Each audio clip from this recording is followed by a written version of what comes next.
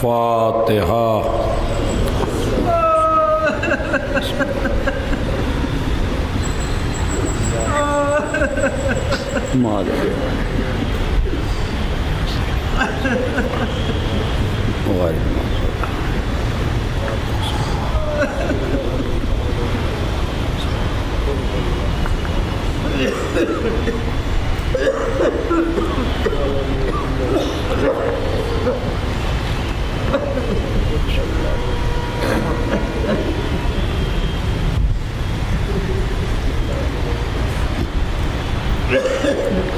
औज़ु बिल्लाह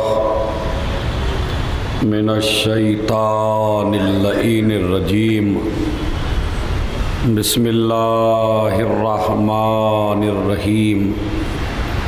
अल्हम्दुलिल्लाहि रब्बिल आलमीन। अस्सलातु वस्सलाम अला अशरफिल अंबियाए वल मुरसलीन सय्यदिना व मौलाना व मौलस्सक़लैन महबूबे रब्बिल मशरक़ैन वल मग़रबैन जद्दिल हसन वल हुसैन अबिल क़ासिम मुहम्मद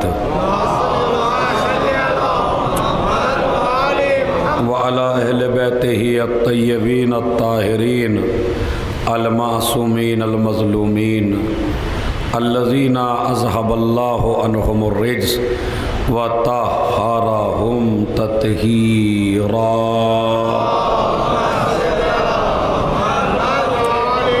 व लअनतुल्लाहि अला अअदाइहिम अजमईन मिन यौमिना हाज़ा इला क़याम यौमिद्दीन। अम्मा बअद। क़ाल अल्लाहु तआला व तबारक फ़ी किताबिहिल करीम व हुवा अस्दक़ुल क़ाइलीन व क़ौलुहु अल हक़।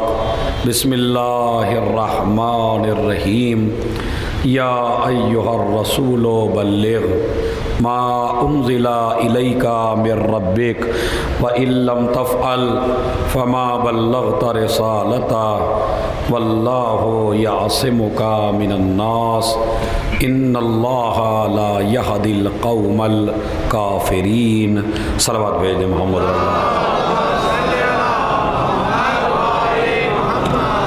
एक मरतबा सूरह हम्द, 3 मरतबा सूरह कुल वल्लाह की तिलावत फरमा कर हाजी कुर्बान हुसैन, फ़ातिमा बेगम, हाजी अली अमीर, लैला बेगम, डॉक्टर शेख इस्माइल, अमतुल्ला बेगम, फ़ज़ल अली, अली अबरार, इकबाल हुसैन, मोहम्मद फ़खरुद्दीन, ज़ुबैदा बेगम, एजाज़ हुसैन और इसी तरह जितने हाज़रीन हैं उनके मरहूमीन और जितने शियान हैदर करार ऐसे हैं जिनका कोई सूरह फ़ातिहा पढ़ने वाला नहीं है और इस अज़ा ख़ाने के जो मुतवल्लियान रहे मरहूम हो चुके हैं उन सबको, मीर नवाज़िश अली साहब को, इन सब की रूह को एक सूरह फ़ातिहा ईसाल फरमाएँ।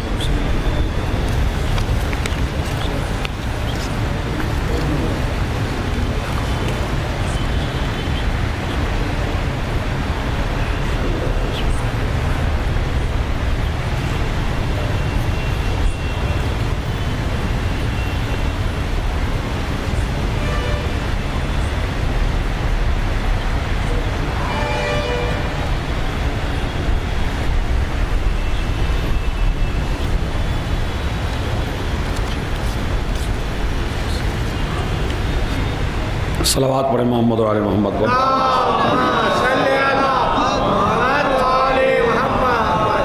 9 और 10 सफ़र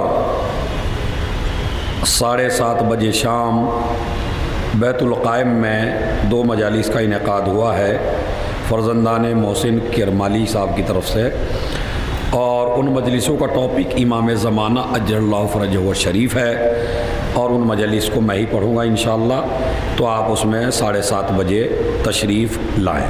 सलावत पढ़ें मोहम्मद और आले मोहम्मद।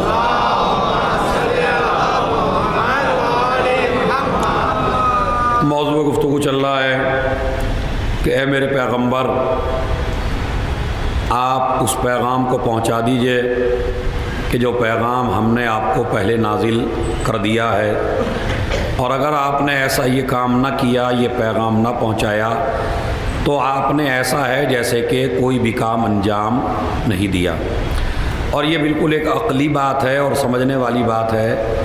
अगर एक आदमी का एक वादा झूठा हो गया तो क्या गारंटी है कि उसका दूसरा वादा सच्चा है?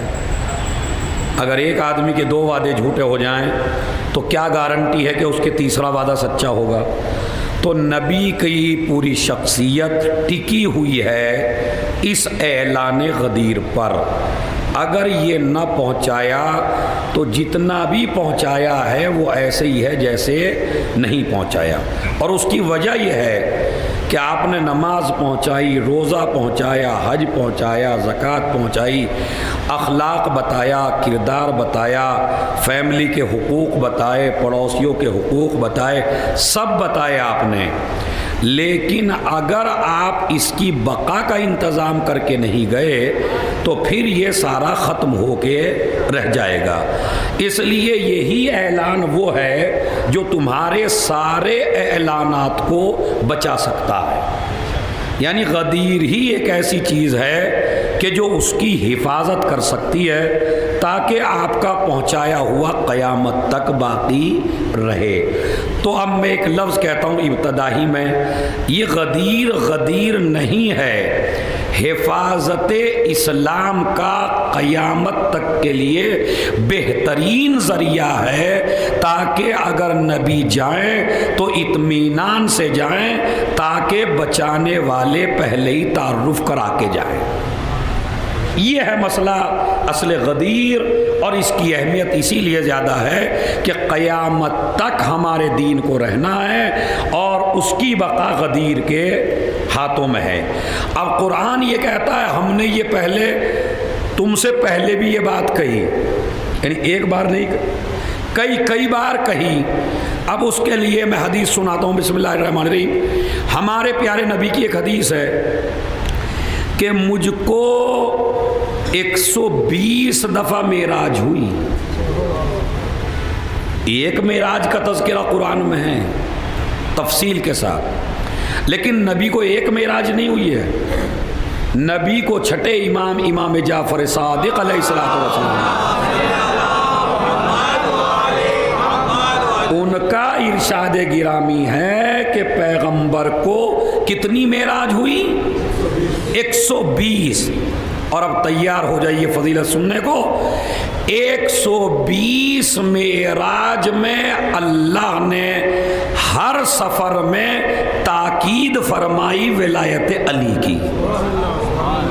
यानी कोई सफ़र ऐसा नहीं है कि जिसमें मुझे विलायत अली का पैगाम न दिया गया हो, जिसमें अली की बात न की गई हो, जिसमें गदीर की बात न की गई हो। हर सफ़र में, हर जब भी मैं जाता था सफ़र पे मेराज में, तो यही ताकीद होती, विलायत विलायत विलायत। अच्छा, ये ताकीदी हुक्म इसलिए भी है इसलिए कि इसके दुश्मन ज़्यादा हैं, इसे जल्दी से कबूल कोई नहीं करेगा। कोई कह देगा दामाद की हुकूमत चाहते हैं, कोई कह देगा भाई की हुकूमत चाहते हैं, कोई कह देगा अपने रिश्तेदारों का इख्तदार चाहते हैं। तो जिस तरह इल्ज़ाम लगते हैं इसी तरह नबी पे लगे। अपने भाई को बना दिया, अपने दामाद को बना दिया। तो इसलिए ज़्यादा ताकीद की जा रही है कि आप घबराएं नहीं, आप डरे नहीं, शर तो होगा। वल्लाहु यासिमुका मिनन्नास, लोगों के शर से अल्लाह तुम्हें बचाएगा। इसका मतलब है शर होगा, वरना अल्लाह क्यों गारंटी लेगा भाई? तो विलायत अली पे शर तो होना है, लड़ाई तो हो रही है, झगड़े तो होने हैं, शीयत को काटा जाना है, अली वालों को मारा जाना है, अली वालों को इम्तिहान से गुजरना है। तो इसलिए शर तो होगा, मगर आप उससे शर से डरिए नहीं, इसलिए कि हिफाजत करने वाला तुम्हारा माबूद है, हिफाजत करने वाला तुम्हारा परवरदिगार है, हिफाजत करने वाला तुम्हारा खालिक और राज़िक और मालिक है। तो लिहाजा इसलिए मैं आपको ताकीद कर रहा हूँ इस विलायत अली पहुँचाने की। 2 जगह बताता हूँ, चूँकि ज़्यादा जगह बताऊँगा तो 3 जगह मैं बता चुका हूँ जहाँ जहाँ नबी ने विलायत पहुँचाई। पहला नंबर ज़ुल अशीरा का है, दूसरा नंबर मिराज का है।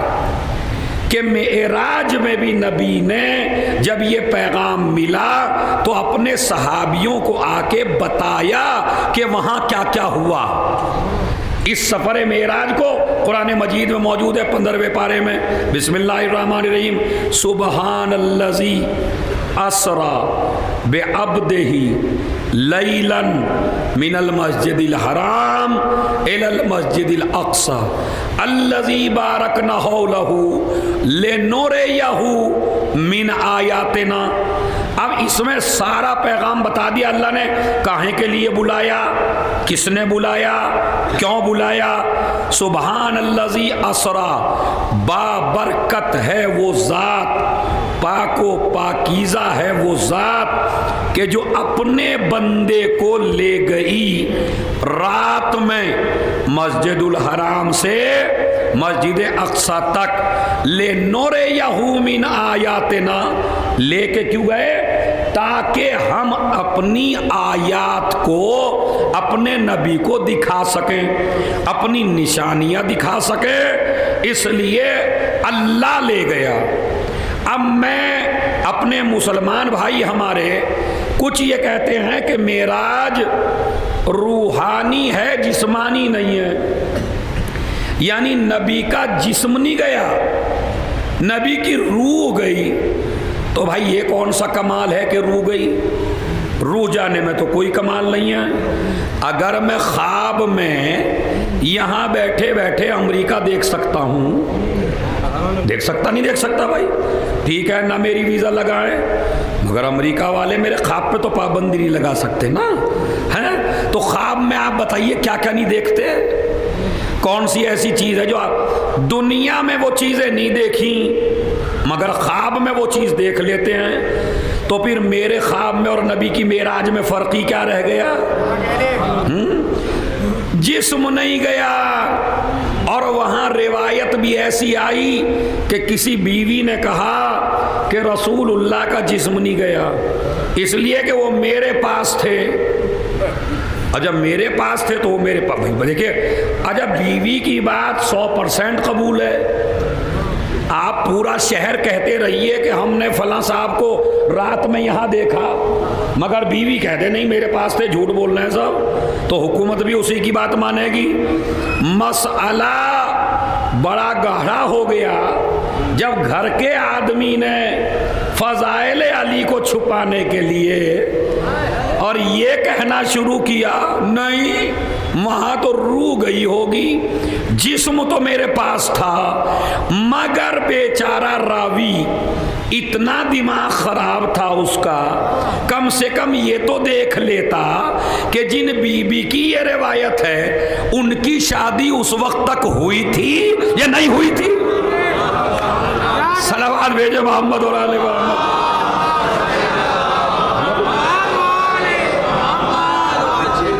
सलावत पढ़ दें मोहम्मद और आले मोहम्मद।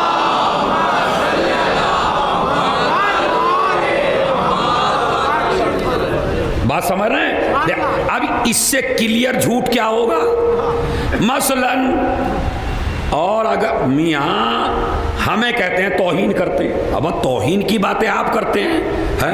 अगर किसी लड़की की शादी 10 साल बाद हुई और वो ये कहे 10 साल पहले मैं अपने शौहर के साथ थी, तो ये फजाइल हैं या नबी पे इल्ज़ाम है? ऐसे फजाइल शिया नहीं पढ़ते भाई। अगर तुम्हें फजीलत ही बनानी है यार तो अच्छी सी बना लो ना। हमें अल्लाह का शुक्र है कोई फजीलत बनाने की ज़रूरत नहीं है, हमें अल्लाह ने मौला ऐसा दिया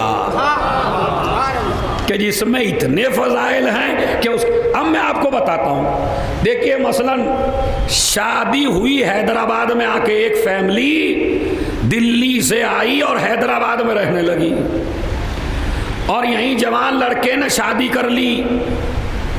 और किस्सा बताया जाए दिल्ली का शादी से पहले का, और ये खातून उठ के कहे नहीं वो ऐसा नहीं था, मैं वहीं थी, तो आप क्या कहेंगे उसे?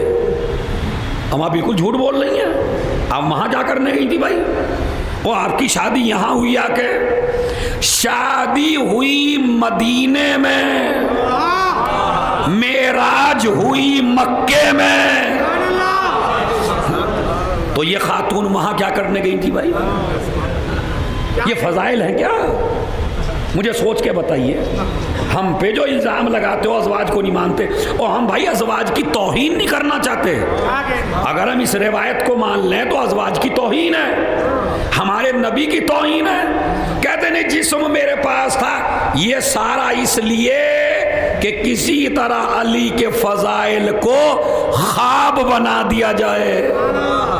हम तो थे यहाँ, इसने इनकार किया, अमीर शाम ने इनकार किया, माविया ने। ये रूहानी नहीं, तो रूहानी थी, जिस्मानी नहीं थी, वैसे ही ख्वाब ख्याल था। अब भाई ये दोनों आदमी इनकार कर रहे हैं कि नहीं हुई थी। वो तो हमने रद्द कर दी कि भाई शादी नहीं हुई थी। अब ये कहता है तो भाई उस वक्त आप तो काफिर थे,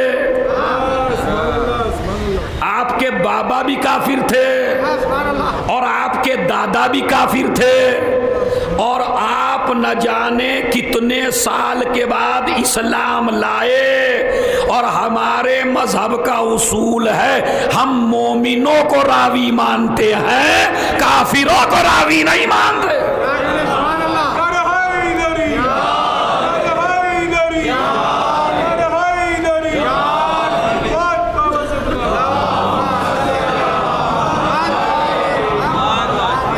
ये आदमी इस्लाम लाया फतेह मक्का में,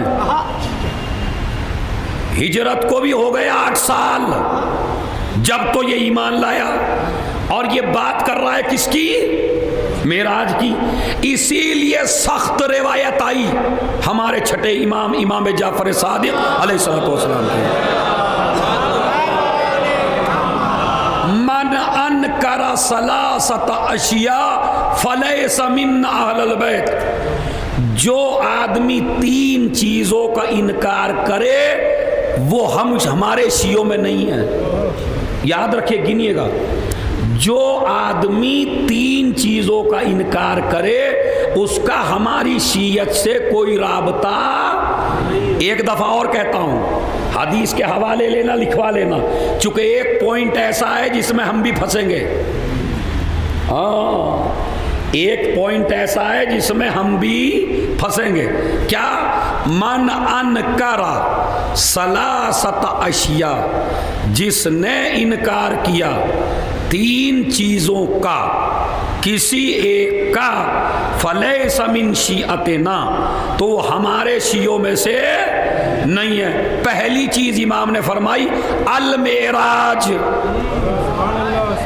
जो मेराज का इनकार करे वो हमारे शियों में से नहीं है। दूसरी चीज वल मसअलता फिल कब्र, जो कब्र के सवालों जवाब का इनकार करे, इसी में तो हम फंसे। इसलिए कि हमारे लोग आजकल तबलीग कर रहे हैं कब्र में कोई हिसाब नहीं होगा, कब्र में कोई हिसाब नहीं होगा। अब इससे पूछिए जो आपसे कहता है जिब्राइल कब नाजिल हुए थे आप पे? जिब्राइल आए होंगे, नई चीज तभी तो पता चलेगी आपको। तो कौन सा है जिसमें मलक नाजिल हुआ था? कोई सारे। अच्छा, अब तो शेर भी ऐसे ही कहने लगे, शेर भी ऐसे ही आ गए कि क्या हिम्मत फरिश्तों की जो मेरे से पूछ ले। अरे कमाल की बात है, वो क्यों नहीं पूछेगा? हैं? जो इम्तिहान के लायक होगा उसी से तो पूछेगा। जो इम्तिहान के लायक है, और दूसरे मजहब का कोई आदमी कोई बात कहे तो चलो समझ में आती है। अली वाला ऐसी बात कहे, मेरा हिसाब किताब नहीं हो, साहब क्यों नहीं होगा हिसाब किताब? इमाम ने फरमाया जो हिसाब किताब का मुनकिर हो, इसीलिए तलकीन में कहलवाया वल हिसाब हक़्क़ुन, हिसाब हक है। अब आप कहें जनाब मैं अली वाला होके भी हिसाब दूंगा, गदीर मान के भी हिसाब दूंगा, मुहर्रम करके भी हिसाब दूंगा, दिन रात अज़ादारी करूं फिर भी हिसाब दूंगा। हैं ओ भाई, तू तो अज़ादारी कर रहा है, हिसाब तो अली के बाप से भी है, अली की माँ से भी है, खदीजा से भी हिसाब है, अब्दुल्ला से भी हिसाब है, आमना से भी हिसाब है। हिसाब लेना कोई तौहीन नहीं है, और सवाल करना कोई तौहीन है। फजीलतों को उजागर करना है तुम्हारी। अच्छा चलिए, कभी अपने बच्चों का जो दाखिला कराते हो यूनिवर्सिटी में, वहां लड़े जाके आप कभी? ओ मेरा बच्चा भाई पूरे हैदराबाद में सबसे सेठ आदमी का बच्चा है, इसका इम्तहान न लेना। कहा कभी जाके? कहो, कल से कहना जाके कहीं। प्रिंसिपल कहेगा रईस अपने घर का होगा, घर ले जा, सलाहियत जांचने का जरिया ही इम्तिहान है। देते हैं ना, छोटे से छोटे स्कूल में इम्तिहान, बड़े से बड़े स्कूल में इम्तिहान, यूनिवर्सिटियों में इम्तिहान, तो वहां कौन सी तेरी तौहीन है? अच्छा तौहीन, अल्लाह किसे माबूद मानता है, इसमें क्या तौहीन है? तेरा नबी कौन सा है, इसे क्या तौहीन है? तेरा इमाम कौन है? और तेरी जबान पे अल्लाह का नाम आएगा, रसूल का नाम आएगा, अली का नाम आएगा, ये अज्र बढ़ाने के लिए है। तो मेरी समझ में नहीं आता आज का शिया तौहीन क्यों समझ रहा? अच्छा जिस चीज में तौहीन है उसमें नहीं समझता, उसमें समझता मेरा नाम हो रहा है। जो मेराज का इनकार करे वो भी शिया नहीं, जो कब्र के सवालों जवाब का इनकार करे वो भी शिया नहीं, और जो हमारी शफाअत का इनकार करे वो भी शिया नहीं।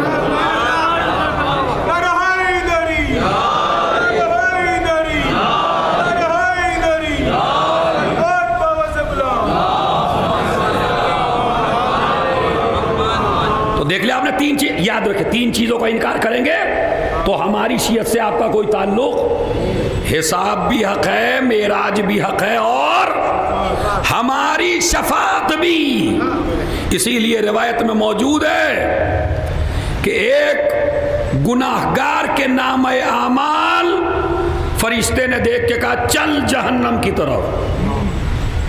अब हम कहेंगे नहीं मैं नहीं जाऊंगा, वो कहेगा कैसे नहीं जाएगा भाई, चलना पड़ेगा, ये तेरा चिट्ठा है सामने, सब है, तुम भूल गए हो कर करके, मगर वो जब दिखाएगा सारा याद आएगा।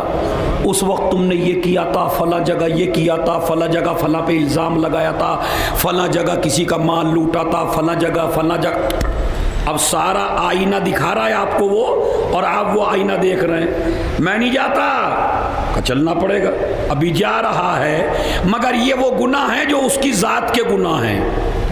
ऐसा मुजरिम है जिसने गुनाह किए मगर किसी को सताया नहीं है, किसी का हक नहीं मारा है, और वो चला।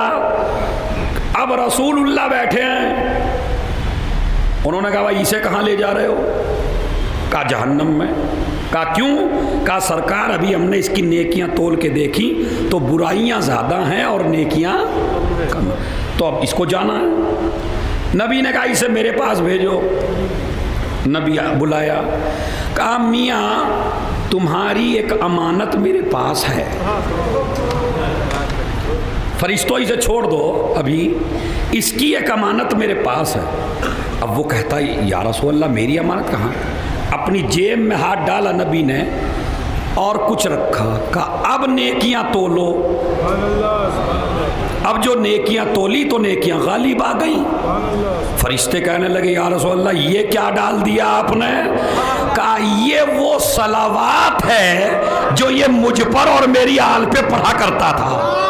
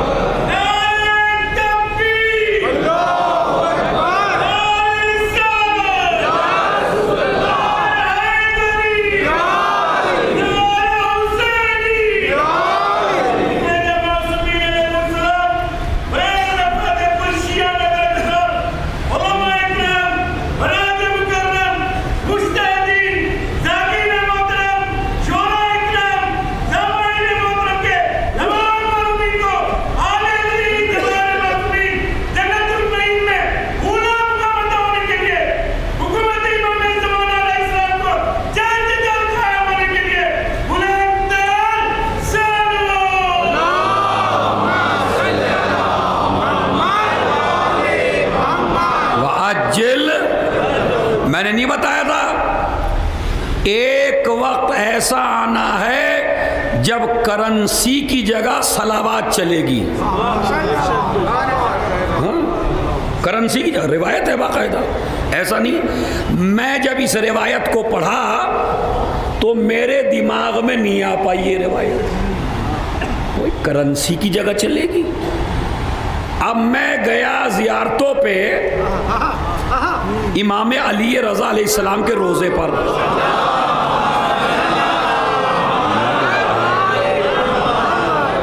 मैं मजलिस में पढ़ा था इस रिवायत को, तो भाई कि इमाम ज़माना के दौर में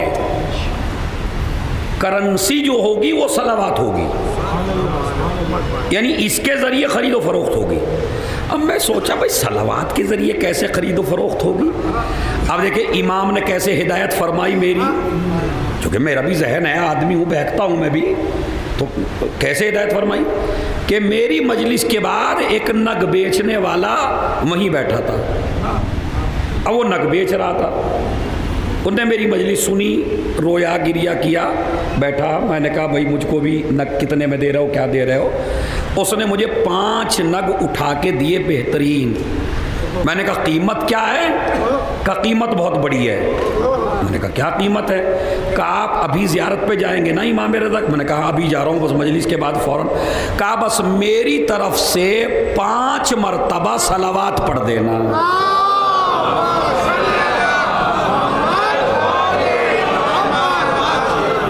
मैं इतनी अजीब रिवायत सुनाई दी मैंने वाक़ई, और फिर भी आपकी सलावात ऐसी है।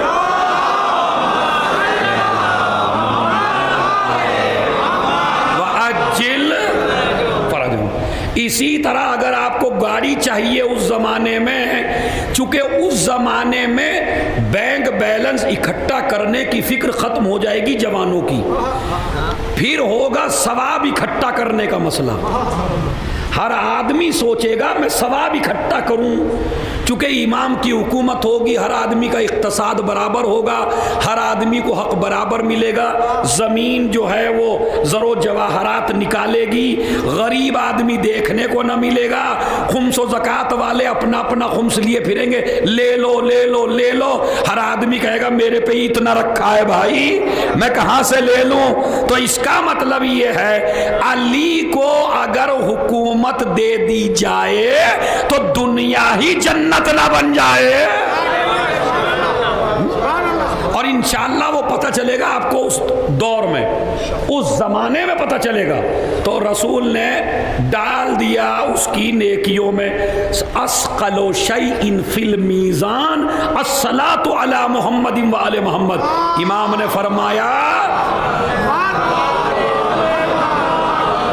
फरमाया मीज़ान में सबसे वज़नी चीज़ अगर कोई है तो वो है सलावात।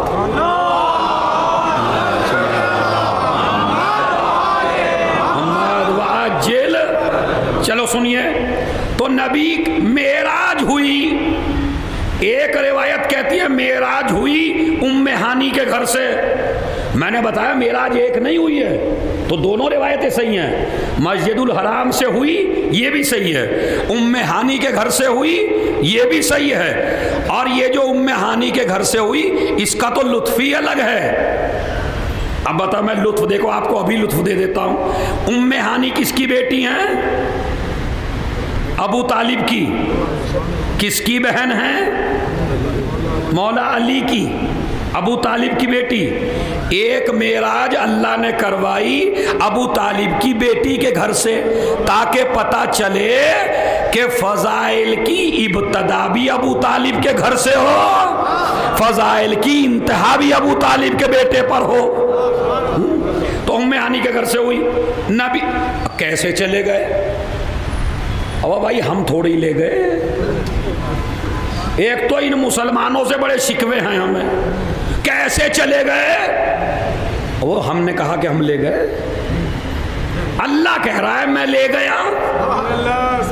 अल्लाह को कदीर मानते हो, रहमान मानते हो, रहीम मानते हो। मैं अगर कहूं कि मैं यहां से अमेरिका चला गया 1 घंटे जल्दी से, ना पासपोर्ट ना फला कुछ नहीं, ना वीजा है, तो आप कहेंगे झूठ बोल रहे हैं। लेकिन अगर अमेरिका वाले कहें हमने अपना जहाज भेजा, फौरन बुला लिया, है? तो भाई नबी ये थोड़े ही कह रहे मैं गया, नबी अल्लाह कह रहा है मैं ले गया। कितनी जल्दी कैसे आ गए तो अल्लाह से पूछ, इतनी जल्दी कैसे चले गए अल्लाह से पूछ, है? तो भाई मसला क्या है, सारा अल्लाह का मामला है, बंदे का तो है ही नहीं इसमें। वो अल्लाह जो अपने बंदे को ले गया, अच्छा बंदा रख दिया इसीलिए अल्लाह को मालूम था ये अली की जिद में न जाने क्या क्या गेम खेलेंगे, तो ये नहीं कहा सुबहान अल्लज़ी बेरूहे ही, बाबरकत है वो जात जो नबी की रूह को ले गई। सुबहान अल्लज़ी असरा बेअब्दे ही। एक दिन बहलूल दाना ने नमाज पढ़ाई, नमाज में ये सूरा पढ़ा सुबहान अल्लज़ी असरा बेरूहे ही। पीछे जो नमाज पढ़ रहा था उसने कहा अबे अब्दे ही, उसने फिर कहा बेरूहे ही, पीछे से फिका बेअब्दे ही। उन्होंने नियत तोड़ के देखा, अबे जब रूह गई थी तो रूह को कहूंगा ना, कहा नहीं रूह ही नहीं अब्दे ही है। कहा जरा अब्द के डिक्शनरी में माना चेक कर, अब्द उसे कहते हैं जिस्म भी गया और रूह भी गई, तो बे अब्दे ही लैला मिनल मस्जिद। अब गए नबी मेराज पर गए, अब जब गए तो क्या हुआ सुनिए। कहते हैं पहले आसमान पे पहुंचा मैं, फरिश्तों को मैंने सलाम किया, फरिश्तों ने मुझे सलाम किया। अली कैसे हैं, उन्होंने भी अली के बारे में। दूसरे आसमान पे गया, उन्होंने भी अली के बारे में। तीसरे आसमान पे गया, उन्होंने भी अली के बारे में। और मुझे गुमान होने लगा कि मेरा नाम कम है आसमान पर और अली का नाम आसमान पर। ये सारी किताबों में शिया सुन्नी सबने लिखा कि अली का नाम ज्यादा मशहूर है। मैं चौथे आसमान पे गया, जिब्राइल ने कहा यहां रुको, यहां नमाज होगी। अच्छा, अब जो देखा तो सारे अंबिया, सारे नबी, सारे रसूल इकट्ठा हो गए चौथे आसमान पर। दादा इब्राहिम, दादा मूसा, दादा ईसा, नबी के सारे दादा होते हैं ना ये, तो सारे के सारे अंबिया इकट्ठे हो गए। अब मैं आपको सुनाऊं, एक आयत की तफसीर एक आदमी हर सहाबी से पूछा, किसी ने जवाब ही न दिया। मौला अली के पास आया, हर एक से पूछ लिया, जवाब नहीं मिलता। अली ने कहा पूरी कायनात में घूम लेगा, जवाब नहीं मिलेगा, इसलिए कि सवाल कर रहा है तू दुनिया वालों से। इसका जवाब ये, अच्छा सवाल क्या है देखिए, आप भी हैरान हो जाएंगे। वसअल मन अरसलना मिन क़ब्ल का मिन रुसुलना, सूरह ज़ुख़रुफ़ आयत नंबर 45। ये मेरे पैगंबर इन रसूलों से पूछो। अब वो शक में कैसे पड़ा कि रसूलुल्लाह से 500 साल पहले तो ईसा चले गए, रसूल के ज़माने में कोई रसूल नहीं, नबी के ज़माने में कोई नबी नहीं है। और अल्लाह क्या कह रहा है, मेरे रसूल इन नबियों से पूछो, इन रसूलों से। मसलन मैं अभी कहूँ आपसे, मियाँ रज़ा काजिम साहब, आप खुई साहब से पूछो, आप खुमैनी साहब से पूछो। अरे किबला कैसे पूछ लूँ, या मैं 10 साल के बच्चे से कहूँ ये मसला खुमैनी साहब और खुई साहब से पूछ। अरे किबला जब मेरे ज़माने में नहीं है, वो बहुत पहले मर गए, मैं अभी पैदा हुआ, पूछूं तो कैसे पूछूं। यही कहता मेरे नबी रसूलों से पूछो कि तुम्हें रिसालत क्यों दी गई है। अली कहते हैं इसका जवाब मेरे अलावा तुम्हें कोई देने वाला का क्यों, का ज़मीन की बात ही नहीं है, मेराज की बात है। का कैसे, का जब नबी मेराज पर गए और चौथे आसमान पर फरिश्ते और सारे मलाइका और सारे अंबिया इकट्ठे हुए। और अब एक एक आदमी जरा नक्शा खींच ले इस बात का कि चौथे आसमान पे हम भी हैं और उधर सारे अंबिया हैं और जिब्राइल नबी को ले जा रहे हैं। और जैसे ही नबी गए उनके बीच में आदम उठे, नूह उठे, मूसा उठे, ईसा उठे, यहया उठे, जकरिया उठे, मलाइका उठे, सारे अंबिया ताजीम के लिए खड़े हो गए। हमारे ऊपर वाजिब है तुम्हारी ताजीम करना। नबी ने कहा तुम तो मेरे दादा हो। कहा चाहे दादा हो या परदादा हो, अल्लाह का हुक्म है जब नबी आए तो सारे ताजीम के लिए उठे। या तो ये मंजर मैंने चौथे आसमान पर देखा, करोड़ों सलाम हो अजमत फातिमा पर जिसकी ताजीम सारे रसूल करें उसे नबी कहते हैं। और जिसके लिए नबी उठ जाए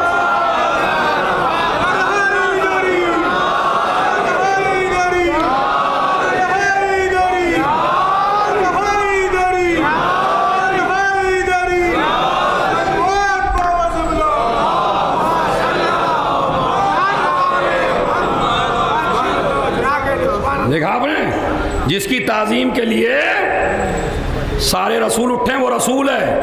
और रसूल जिसकी ताजीम के लिए उठे वो बीबी ज़हरा है। चलिए पहुंच गए, उठ गए ताजीम के लिए सारे नबी। हुक्म व नमाज पढ़ाओ।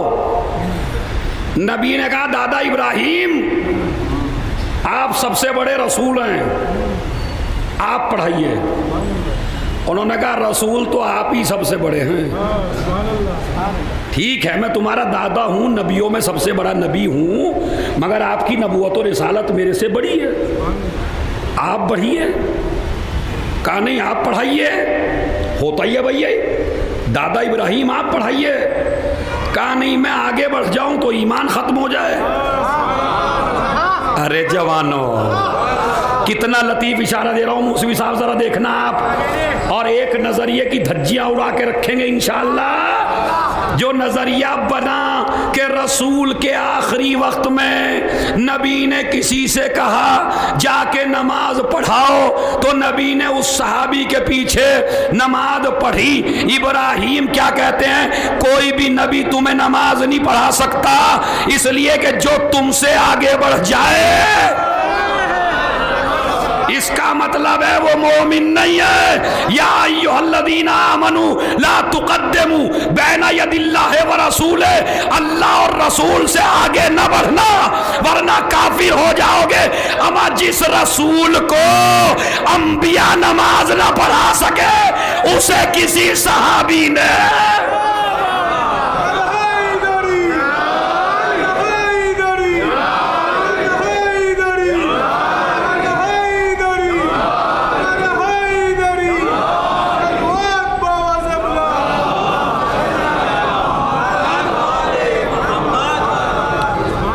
समझ रहे?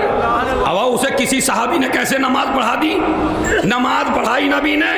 अब हुक्म हुआ, सुनिए अब हुक्म हुआ, वसअल मन अरसलना मिन क़ब्लिका मिन रसूलिना, मेरे नबी इन नबियों से पूछो तुम्हें नबूवत और रिसालत क्यों दी गई। सारे नबियों ने कहा या रसूल अल्लाह तीन चीजों का इकरार लिया, अल्लाह की तौहीद का, आपकी रिसालत का, अली की विलायत का।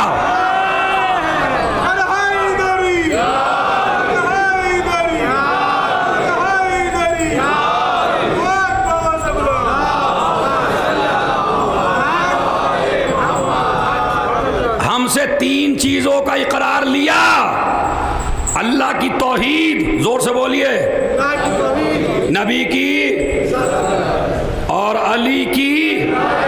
आगे का जुमला है, जमीन पे बैठ के नहीं सुनना, आसमान पे जाके सुनना, उड़ के हैं। किसी नबी को नबूवत मिली ही नहीं जब तक अली की विलायत न मान ली। ये कुरान है, हदीस नहीं है। खैर कहते हैं उसके बाद मैं आगे बढ़ा तो मैंने देखा अली, मैंने कहा अली तुम यहाँ मेरे से पहले आ गए? जिब्राइल कहने लगे अली नहीं है। अली है?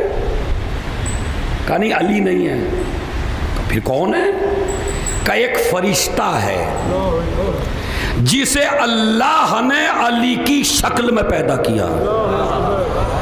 रसूल ने पूछा क्यों? उसकी वजह क्या पड़ी?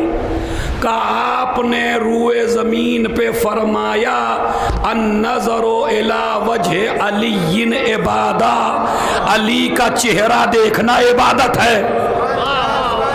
अरे तवज्जो चाहता हूं भाई एक एक आदमी से, क्या अली का चेहरा देखना? और ये हदीस खाली शिया किताबों में नहीं है, सुन्नी किताबों में भी है मेरे भाइयों की, अमानतदार उलमा की। अहले सुन्नत में भी बड़े एक से एक आलिम हैं, एक से एक अच्छे हैं। पता नहीं 50 किताबों में उन्होंने ये नकल किया, और नकल भी किसी ऐसे वैसे साहबी से नहीं किया। किसी जैसे ही नबी ने यह हदीस इरशाद फरमाई, बेटी कहती है कि बाबा मेरे घर पे थे, उसी वक्त अली आ गए। बेटी कह रही है, रसूल की ज़ौजा कह रही है कि उसी वक्त अली आ गए। मेरे बाबा ने खाना छोड़ दिया, अली की तरफ देखने लगे। मैंने पूछा बाबा अली की तरफ क्यों देख रहे हैं? कहा देख नहीं रहा हूं, इबादत कर रहा हूं।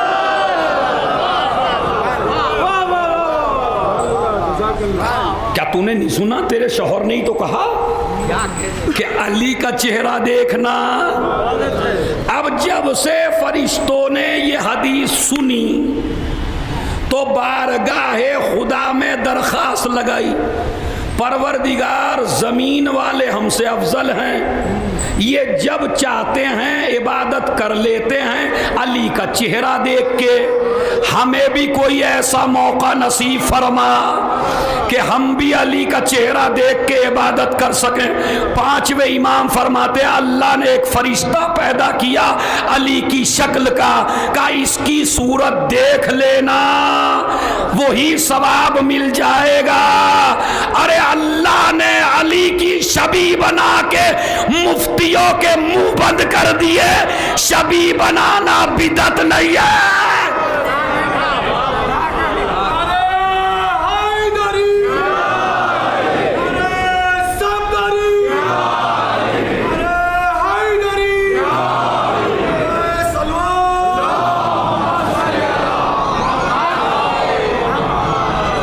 समझ आप देख रहे हैं? तो अल्लाह ने एक फरिश्ता पैदा किया, लेकिन आप भी महरूम न रहें।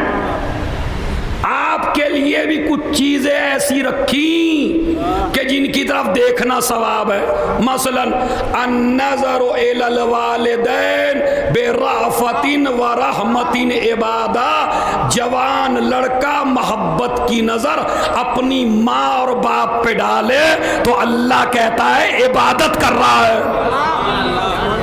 माँ बाप के चेहरे को देखना इबादत है। मजलिस करने के लिए चलो तो माँ बाप की शक्ल देख के आओ। मजलिस के बाद घर पहुंचो तो पहले माँ बाप की शक्ल देखो, ताकि सफर इबादत से शुरू हो, इबादत पे खत्म हो। मगर मैं तो 1 लाख कमाता हूँ, मैं तो मिनिस्टर की औलाद हूँ, घर मैंने बनाया अपने पैसे से, अच्छी बीवी लाया अपने पैसे से, मेरी पर्सनालिटी पे तो मिली मेरी बेगम। और यही तो तेरी गलत फहमी है। तेरी पर्सनालिटी से तेरी बेगम नहीं मिली, तेरे बाप के नाम से मिली। अगर तेरा बाप तुझे इजाजत न दे कि मेरा नाम अपने आगे पीछे लगा लेना, तो चाहे जितना सफेद कपड़ा पहनना मैला लगेगा, है या नहीं है? मसलन एक दूल्हे राजा ऐसे थे कि हमने निकाह पढ़ते हुए पूछा भाई तुम्हारा नाम? का फला साहब। अब्बा का वो तो है नहीं। मर गए? का मरे भी नहीं है, शुरू ही से नहीं है। मैं कहा मैं निकाह नहीं पढ़ सकता भाई आपका, शुरू ही से नहीं है, मैं आपका निकाह नहीं पढ़। क्यों? अब वो ससुर साहब आ गए, क्या बात हो रही है मेरे दामाद से? अरे मैंने कहा तुम्हारा दामाद निराला है, इसके बाप नहीं है, अब मर गए होंगे। अब तो वैसे भी लड़की उसी घर में देते हैं आप लोग और खुशी से बताते हैं कोई है ही नहीं। देखिए कितना अच्छा चल रहा माहौल हमारा। क़िबला, मैंने अपनी बेटी की शादी दी, कोई नहीं, बस लड़का लड़का है, माँ भी मर गई, बाप भी मर गया, बहनें भी। मनहूस घर में भी बेटी दोगे तो नहूसत फैलेगी। हैं? अल्लाह पे भरोसा करो, अहले बैत पे भरोसा करो।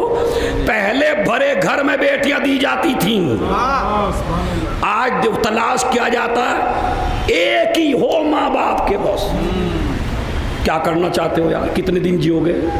हैं? बड़ी मुसीबत हो रही नहीं। आए ससुरे मोहतरम मेरे दामाद से, अरे मैंने कहा तेरे दामाद के बाप नहीं है। मैं कहा मरे भी नहीं, शुरू ही से बाप नहीं है। कहने लगा ले जाओ बारात, मुझे हरामी बच्चे से बेटी नहीं देनी। इसका मतलब है जिस बीवी की वजह से माँ बाप को छोड़ा था वो तेरी पर्सनालिटी से नहीं मिली, तेरे बाप के नाम से मिली। कहता है खुदा की कसम बड़ा मसला हो रहा है आजकल, माँ बाप को हकीर समझा जा रहा है। याद रखिए बादशाही आशूर खाने की 8वीं मजलिस से 100% यकीन के साथ कह रहा हूं, चाहे जितनी आज़ादारी कर लेना, चाहे जितना मातम कर लेना, चाहे जितनी नमाजें पढ़ लेना, चाहे जितने इमाम बाड़े बनवा लेना, अगर माँ बाप को राजी ना कर सके तो ना मातम कबूल है, ना नमाज कबूल है, ना आज़ादारी कबूल है। सलावात भेज दे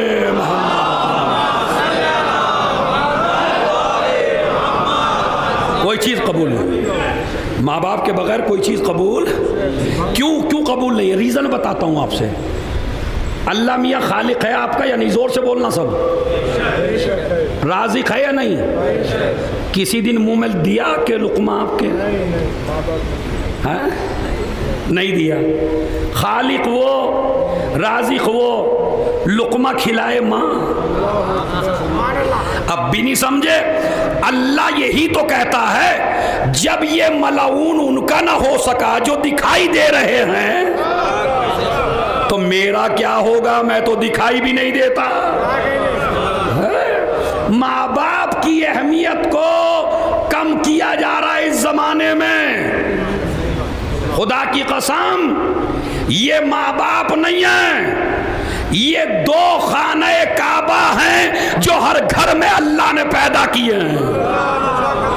इसीलिए नबी ने फरमाया अन्नज़रु इलल वालिदैन बिराफ़तिन व रहमतिन इबादत, माँ बाप का चेहरा देखना इबादत है। नबी ने तो यहाँ का जो मोहब्बत की नज़र से अपने माँ बाप को देखे, अल्लाह एक नज़र में 1 हज का सवाब देता है। 1 हज का। उसे कहा कि अगर मैं 2 दफ़ा देखूं तो? नबी ने कहा 2 हज का। उसने कहा अगर मैं 6 दफ़ा देखूं? नबी ने कहा 6 हज का। अगर मैं 10 दफ़ा देख? नबी ने कहा 100 दफ़ा देखेगा माँ बाप को तो 100 हज का सवाब है। इसलिए कि अजर देने वाला दुनिया का बादशाह नहीं है जिसका खजाना ख़त्म हो जाए। अजर देने वाला मेरा परवरदिगार है। तो अजीज़ों, माँ बाप को फरामोश न फरमाएं, सलावत भेजे मोहम्मद अलैहि।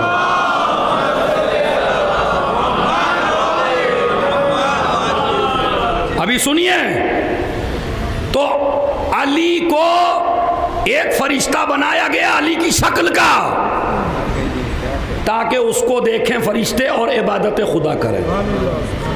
उसके बाद में और आगे पहुंचा, देखिए कहाँ विलायत का हुक्म आया, और आगे पहुंचा। हर जगह फरिश्ते अली की बात कर रहे हैं, हर जगह कोई पूछता अली के बारे में, हर जगह अली के बारे में।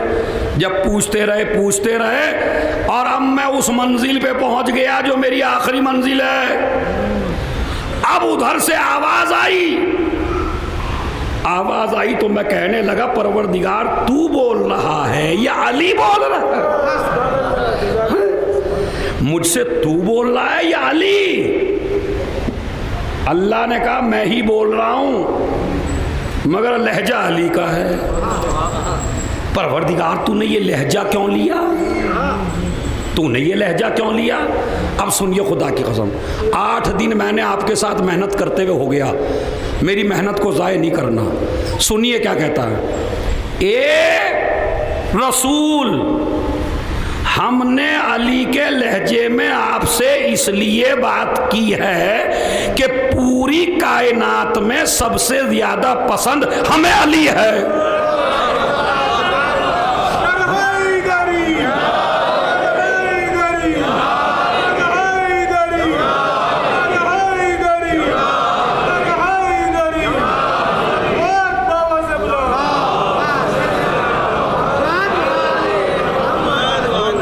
सुनिए, बड़ी गहराई है। हमें पूरी कायनात में सबसे ज्यादा पसंद अली है। और मैं ये मिसाल हमेशा दे के समझाता हूं जहां भी मजलिस पढ़ता हूं। छोटा सा आपका बच्चा है, तोतली जबान है, कोई चीज कहता है तोतलेपन में, तो बताइए बाप तोतला बन के बोलता या नहीं बोलता।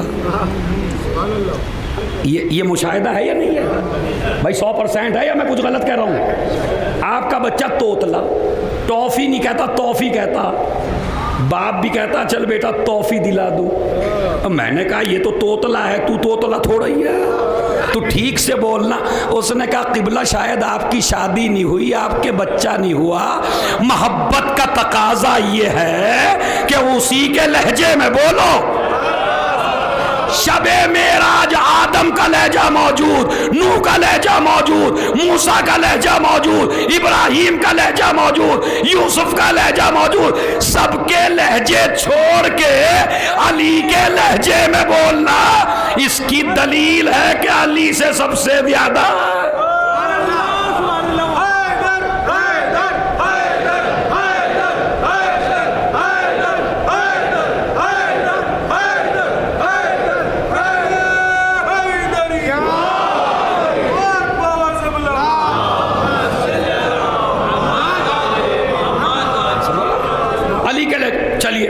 परवरदिगार अली के लहजे में क्यों बोल रहा है? कहा मुझे सबसे ज्यादा प्यार अली से है।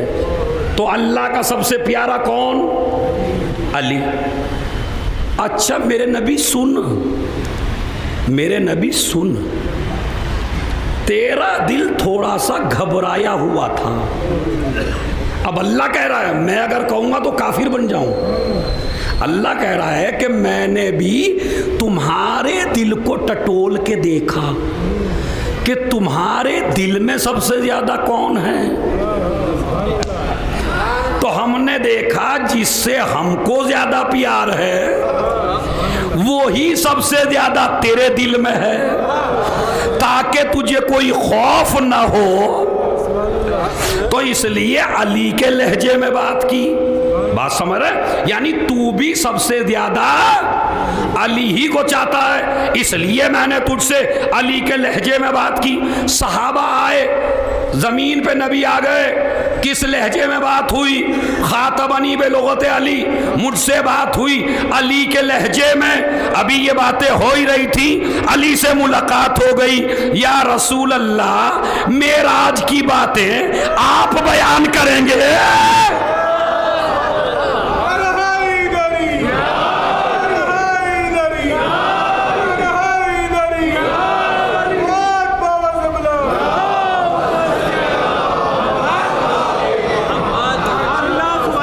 मेराज की बातें आप बयान करेंगे या हम?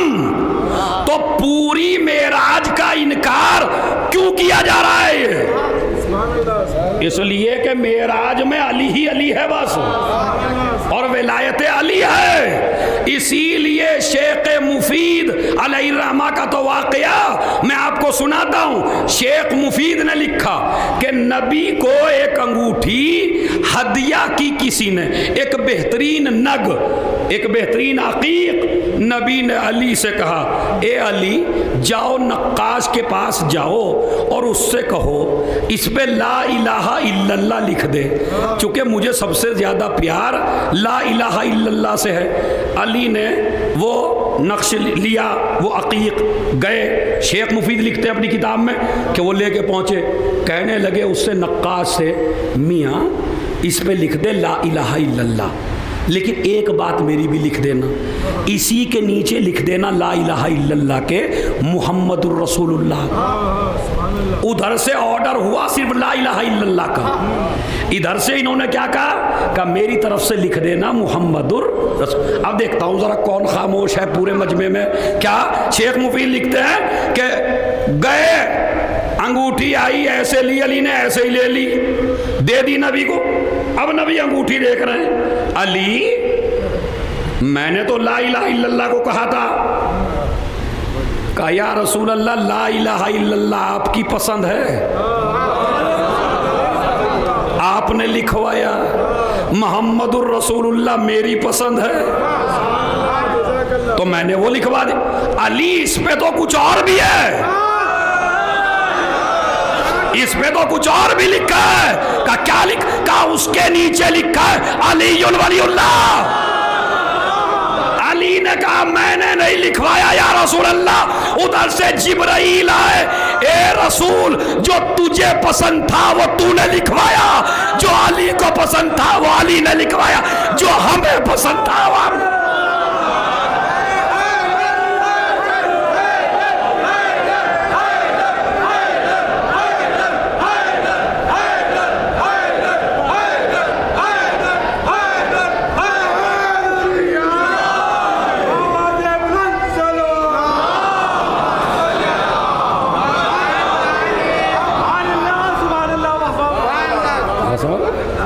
जो तेरी पसंद था वो तूने लिखवाया, तो अलीयुन वलीयुल्लाह अल्लाह की पसंद है।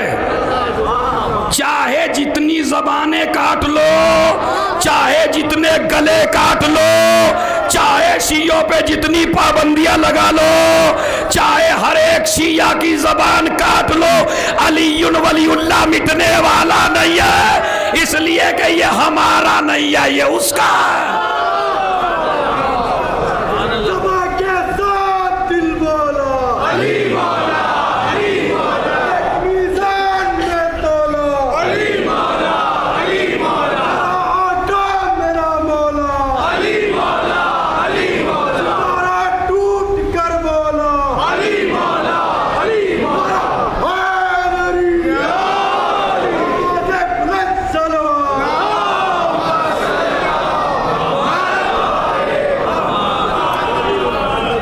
इसीलिए जन्नत के दरवाजे पर भी 3 ही चीजें लिखी हैं।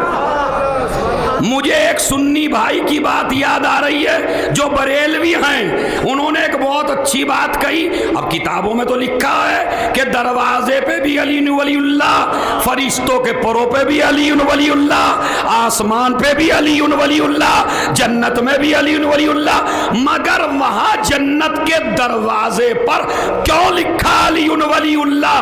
तो वो कहता है, अम्मा मैं कहूंगा तो बुरा मान जाएंगे, वो कहता है शायद इसलिए लिखवाया कि कुछ लोग दूर से दूर ही भाग जाए, जन्नत में ना आ पाए। का कैसे? का इसलिए कि जब कोई इमारत नजर आई और उसमें दाखिल हुए, लिखा था अली, भाग गए, ये तो इमाम बाड़ा है, यहां ना जाओ। अल्लाह ने जन्नत पे लिख दिया, वही आए जिसके दिल में अली।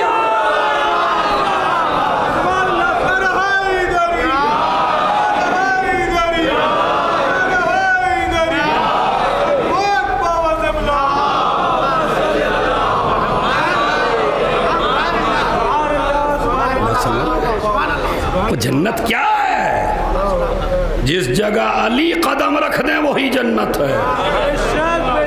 जन्नत जहां अली कदम रख दें। आप जरा गौर फरमाएं, जमीन पे भी ये जमीन पे दफन नहीं है। बहुत बड़ी बात कह रहा हूं, सोचने पे मजबूर हो जाओगे आप।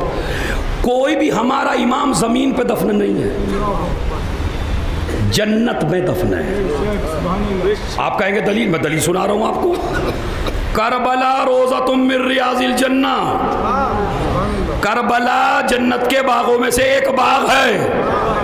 अली जहां दफन है वो जन्नत का टुकड़ा, इमाम रजा जहां दफन है वो जन्नत का टुकड़ा, जहां भी कोई इमाम दफन है वो जन्नत का टुकड़ा है। इसलिए कि जमीन, जन्नत की जमीन सबसे आला है, तो इमाम को वही जगह दी जाएगी जो सबसे आला हो।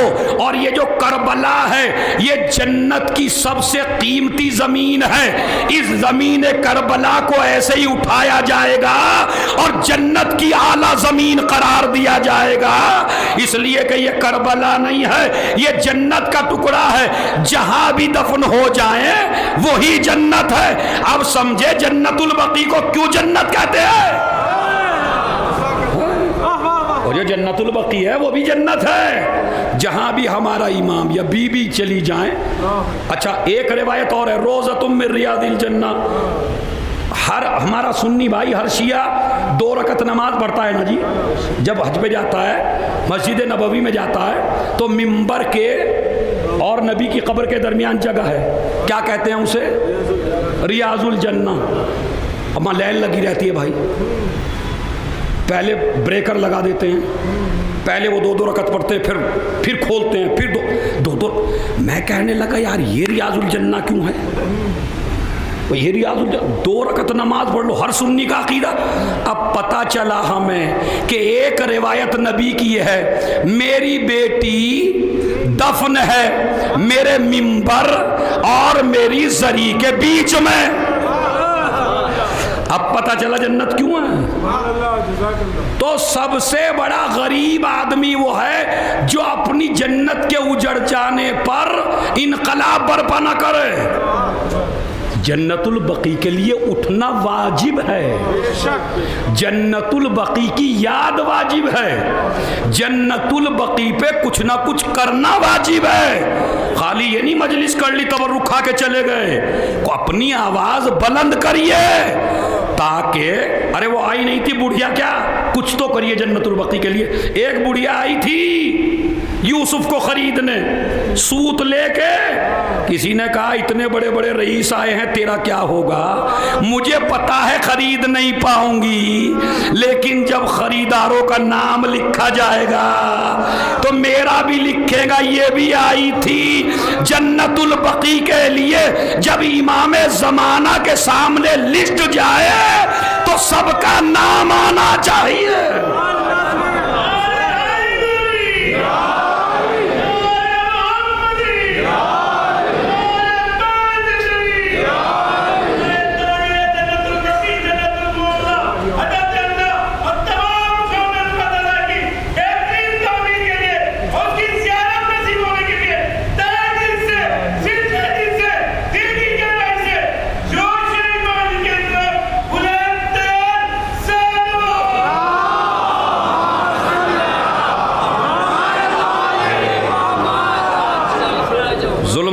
खड़ा होना यही विलायत अली है। जालिम के सामने खामोश नहीं रहना, मसलहत पसंद न बनो। जिस चीज़ की ज़रूरत है जुल्म के ख़िलाफ़ वही गदीर है, वाकई गदीरी वही है जो अपने साल में जुल्म होता हुआ न देखे। तो आज माशाअल्लाह मैंने माँ बाप का भी आपको पैगाम दिया और ये भी पैगाम दिया कि मेराज का इनकार हो रहा है सिर्फ विलायत अली की बुनियाद पर। इसलिए नबी ने कहा था मा उनज़िला इलैका मिर रब्बिक, हम तुझे ये पैगाम पहले भी दे चुके हैं। बाकी मौजूद इंशाअल्लाह कल से आगे बढ़ेगा। अजीज़ो, आज मैं सुबह से देख रहा हूँ कि हर जगह से जनाब अब्बास की आवाज़ आ रही है। अक्सर मरसी जनाब अब्बास के ऊपर आ रहा है। मैं जनाब अब्बास के मसाइब नहीं पढ़ता, बस एक रिवायत सुनाता हूँ आपको मैं, और रिवायत सुनिए। सबसे ज़्यादा शाम गरीबा में जब भी किसी बीबी पे कोई मुसीबत आई तो उसने हुसैन को नहीं पुकारा। किसको पुकारा? अब्बास। 3 शख्सियतों पे करबला में बड़ा जुल्म हुआ, इमाम सज्जाद पर और जनाब ज़ैनब पर और बीबी सकीना पर। और इन तीनों पे जब वक्त पड़ा तो एक ने कहा चचा अब्बास, एक ने कहा भाई अब्बास, दूसरे ने कहा चचा अब्बास। अब मैं बताऊं आपसे, और वो नकल करने वाला खूली या शिम्र। मुख्तार के दरबार में जब खूली को गिरफ्तार करके लाया गया या शिम्र को, तो उससे कहा बता तूने करबला में कौन सा जुल्म किया। उसने कहा मुख्तार, ए मुख्तार, मेरे से करबला में 3 जुल्म बहुत बड़े हुए हैं, और जिन पे मैंने जुल्म किया उसने हुसैन को नहीं पुकारा, उसने अब्बास को पुकारा।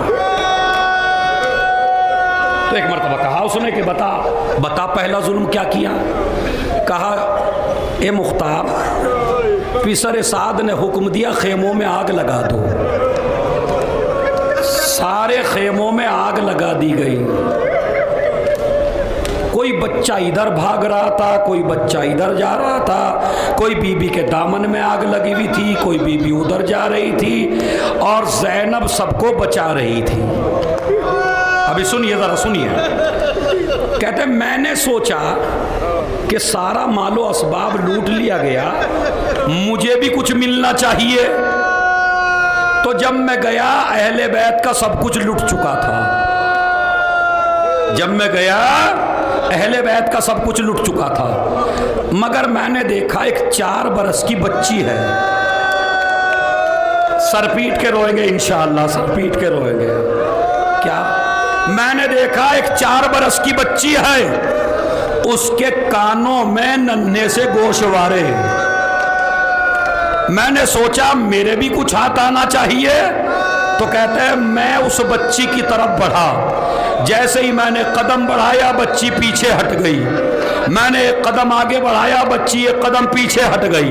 मैंने दूसरा कदम पीछे हटाया, बच्ची एक कदम पीछे हट गई। बच्ची ने कहा तुझे क्या चाहिए? मैंने कहा तेरे गोशवारे चाहिए। उसने कहा सखी की बेटी हूँ, खुद दे दूंगी, जबरदस्ती ना उतारना, मैं उतार के दे रही हूँ। नन्हे नन्हे सकीना के कान, नन्हे नन्हे बच्ची के हाथ पीछे को हटती जाती है, हाथ कांप रहे हैं, गोशवारे निकाल रही है। शिमरिया खूली कहता है जब बच्ची से गोशवारे न निकले, मैंने अपना नजीस हाथ बढ़ाया, कानों को चीरा, बच्ची के कान फट गए, आवाज दी चचा अब्बास।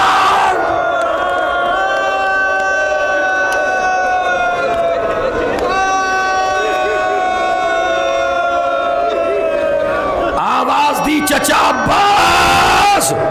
इसने भी अब्बास को पुकारा। उसके बाद कहता है सबकी चादरें छिन चुकी थी, एक बीबी की चादर नहीं छिनी थी, जिसका नाम ज़ैनब था। चेहरे पे इतना नूर था कि कोई आदमी ज़ैनब की चादर पे हाथ नहीं डाल रहा था। खेमे जल रहे थे। आबिदे बीमार के खेमे में ज़ैनब चादर ओढ़े खड़ी हुई थी, मगर अली की बेटी का रोब इतना था कोई चादर पे हाथ नहीं डालता था। खूली कहता है शिम, मैंने चादर ज़ैनब पे नजीस हाथ डाला, ज़ैनब ने चादर को अपनी तरफ खींचा, मैंने चादर को अपनी तरफ खींचा। मैं जवान था, ज़ैनब की उम्र 55 साल की थी। मैंने अपना नजीस हाथ जैसे ही चादर पे डाला, अली की बेटी ने चादर को खींच लिया। जब मुझसे चादर न छिनी, मैंने नेजा निकाला, ज़ैनब के सर पे मारा, खून का फव्वारा फुरात का रोकिया अब्बास।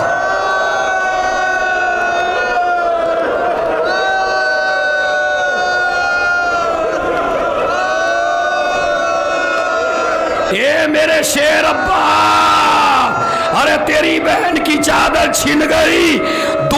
तीसरा जुल्म मैंने किया, सज्जाद लेटे हुए थे, आग लगी हुई थी, मैं मैंने बिस्तर को खींचा, सज्जाद का मामा जला, आवाज दी चचा अब्बास। अरे अली की बेटी आई, सज्जाद को उठाया, खेमे से बाहर लाई। अब जो सज्जाद की नजर पड़ी, फूफी की पेशानी से खून जारी है। फूफी अम्मा तेरी चादर कहाँ गए?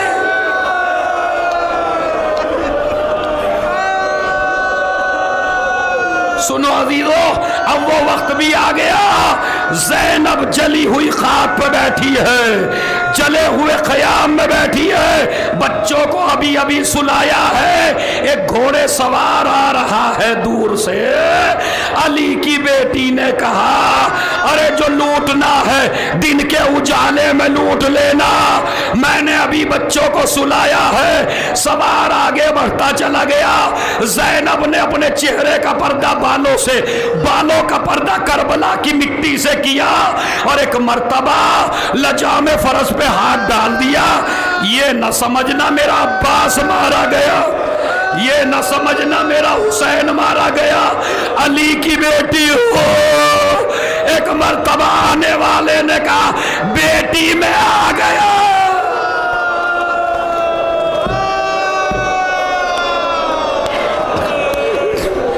बेटी में आ गया। ज़ैनब ने सर ऊपर किया, बाबा अब आए हो? अरे ज़ैनब ने कहा, बाप के कदमों से लिपट कर अब आए हो बाबा? अरे जब लुट गया परदेश में अम्मा का बरा। बाबा अगर आना ही था उस वक्त कहाँ थे खालिक की रजा से? अरे जब खाक पे दम तोड़ रहा था मेरा अकबर, अब आए हो बाबा?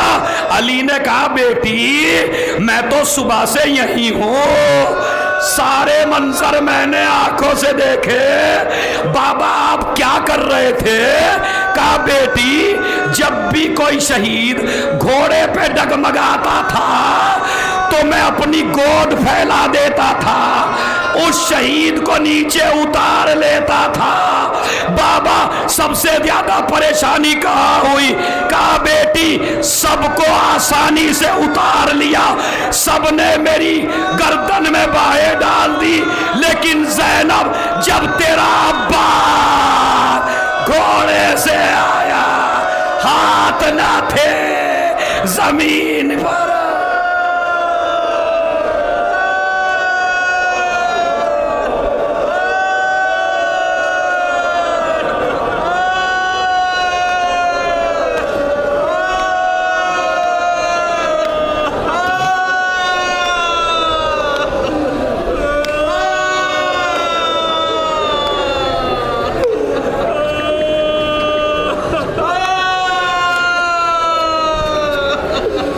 दाना हाथ अपने सर पे रखें। और मेरी गुजारिश है आपसे, मैं बार बार गुजारिश कर रहा हूं कि नोहा सुन के फिर जाइए, क्योंकि ये कीमती लम्हात फिर आपको मिलने वाले नहीं हैं। जिंदगी के बड़े कीमती लम्हात हैं। मातम इंशाअल्लाह सब मिल के करेंगे। नोए खान भी आ चुके हैं। बिस्मिल्लाहिर्रहमान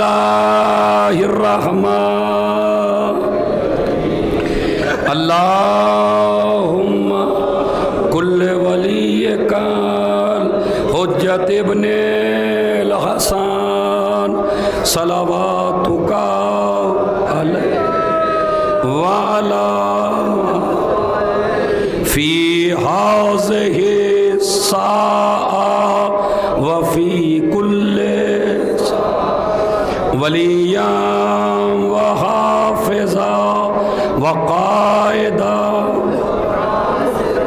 व दलीला व हत्ता तुस्के नहू अर्ज़कातो व तुमत्ते आहू फी। सबसे गुजारिश है सब मातम करे खड़े होके इंशाअल्लाह, सब पुरसा दें।